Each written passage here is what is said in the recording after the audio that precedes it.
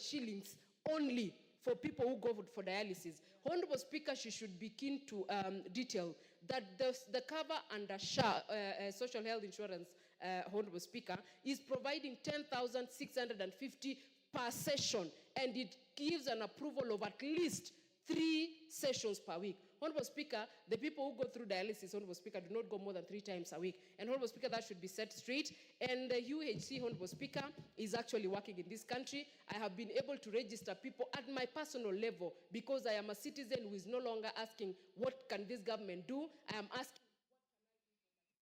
The Honorable George Gachagua.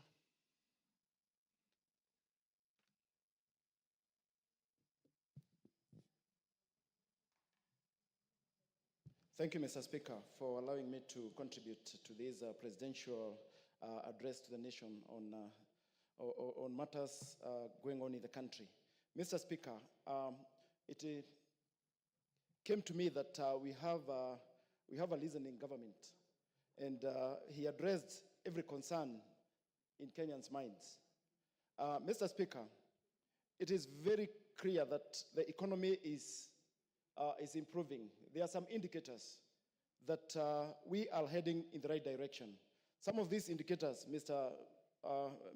Speaker, are the foreign exchange reserves surging by 2.4 billion to hit a record of 9.4 billion, thereby increasing the investor confidence. Mr. Speaker, the dollar, our country appreciated from 162 to 129 per dollar, and that is also another indicator that we are heading in the right direction. Inflation, Mr. Speaker, dropped from 9.7 to 2.6. Mr. Speaker, coming from a place called Gachagua, Mr. Speaker, whereby we are endowed with daily farming. Mr. Speaker, the government giving KCC 3 billion to improve on the modernization of KCC, Mr. Speaker. That was a very great idea. And KCC uptaking 100,000 liters to 220,000 liters. That is quite commendable, Mr. Speaker. On the healthcare, Mr. Speaker, I was quite impressed by the president saying that. Order, the Honorable George, you can take your seat. You will have a balance of 3 minutes in the afternoon session. So make sure that you are here early to finish your contribution on this particular matter. Honorable members, we may be upstanding. Honorable Gachagua, you had a balance of 3 minutes. Proceed.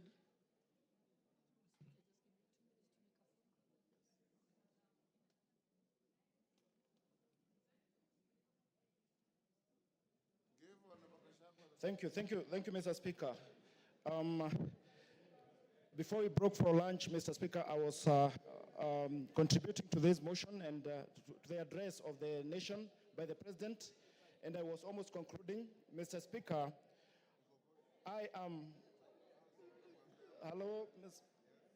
Mr. Speaker, I wish to put across that the President did a great speech by addressing virtually all concerns by Kenyans.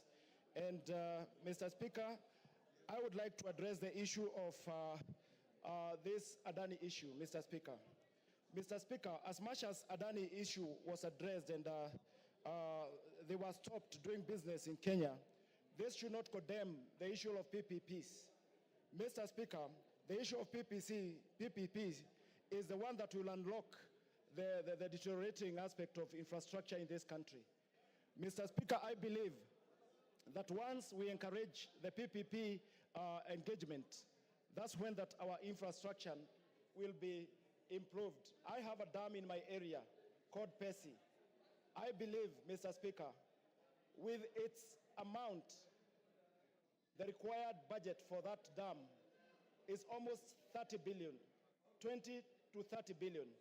Without PPP arrangement, it will be a tall order for the government to execute it. So as much as one entity was regarded unfit to work in this country, let us encourage this issue of PPPs. Mr. Speaker, I outlaid the indicators that this country is on the right path because of the good address to inflation and the dollar. But I wish, Mr. Speaker, that the way the government is saying that we have improved economically, I wish this aspect will add to the improvement of putting money in the pockets of Kenyans. Thank you, Mr. Speaker.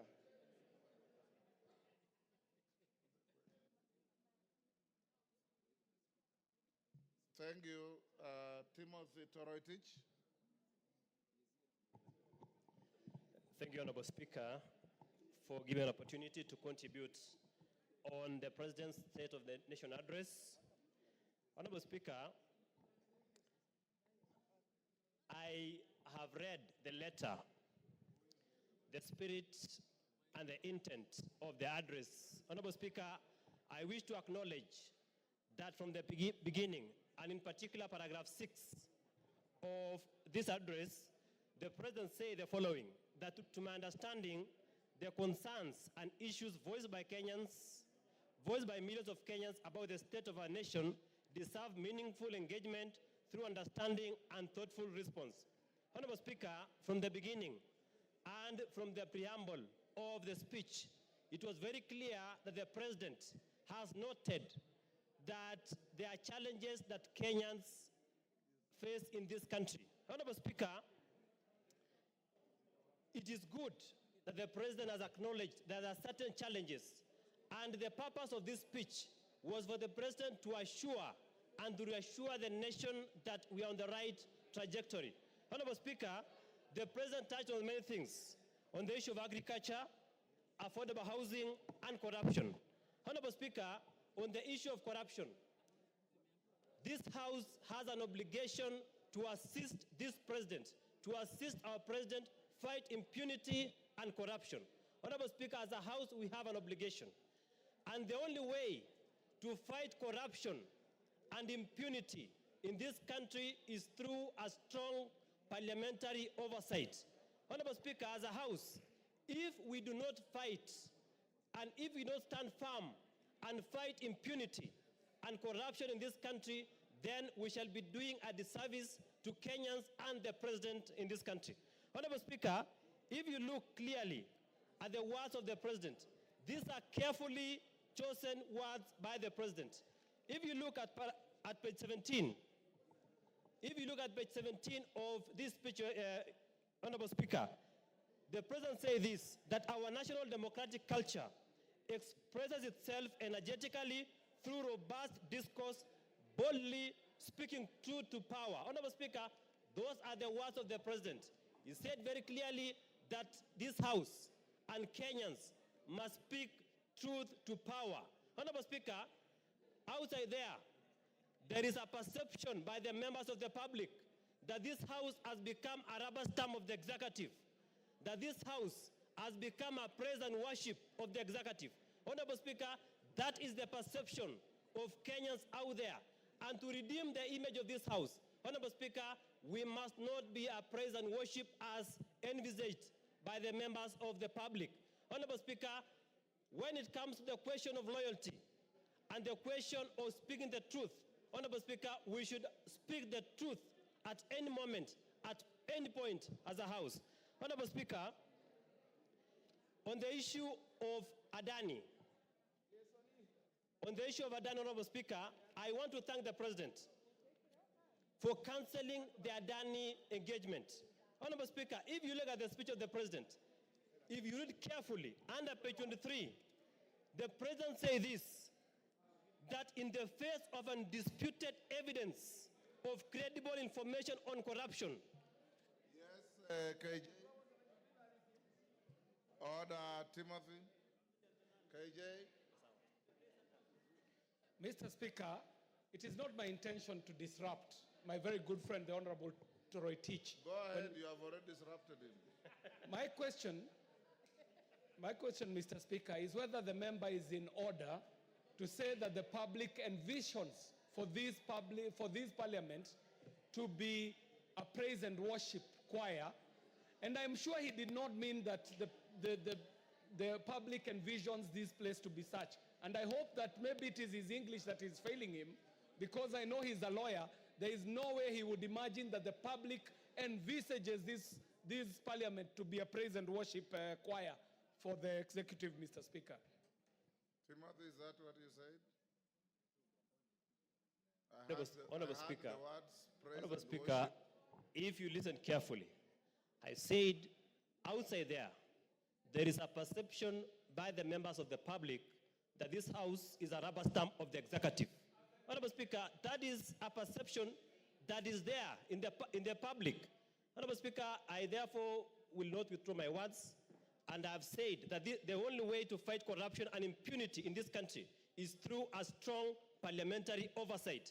Honorable Speaker, if we lapse, and the only way we can assist our president to fight impunity and corruption is by oversighting the executive. Honorable Speaker, as a senior counsel, Montesquieu, when he talked about separation of powers in this country, he envisaged that there should be a legislature, an executive, and a judiciary. Honorable Speaker, we should play our oversight role without fear or any kind of intimidation, so that we live up to the ideals of our role as members of parliament in this house. Thank you, Honorable Speaker. David Bowen. Mr. Speaker, I want to thank you for giving me this opportunity. And Mr. Speaker, the speech or the message the President read, Mr. Speaker, gave a message of hope to many Kenyans. Mr. Speaker, I want to point out some few issues which His Excellency the President talked about. Number one, Mr. Speaker, the issue of affordable housing. Mr. Speaker, we are looking at, in the next 20 or 30 years, over 70 or 60% of Kenyans will be living in urban areas. And Mr. Speaker, we cannot continue to be a country where majority of our people are living in slum areas. So, Mr. Speaker, the issue of affordable housing, Mr. Speaker, is very important, especially from the President's speech. Mr. Speaker, the President talked about the reforms which is currently happening in the health sector. The transformation of NHIF to SHA and SHIP, Mr. Speaker, is very important. Mr. Speaker, you can imagine, during the time of NHIF, all members of parliament, all of us, all the employed Kenyans, together with ordinary Kenyans, we are paying like 500 shillings, all of us. If you are earning 1 million shillings, those of us who are earning 20,000, those of us who are earning 2,000, we are contributing almost the same, 500 shillings. But now, Mr. Speaker, with the new health system, through the SHA, Mr. Speaker, you will find that us who are earning more, we are able to carry other Kenyans who are earning low, so that they benefit also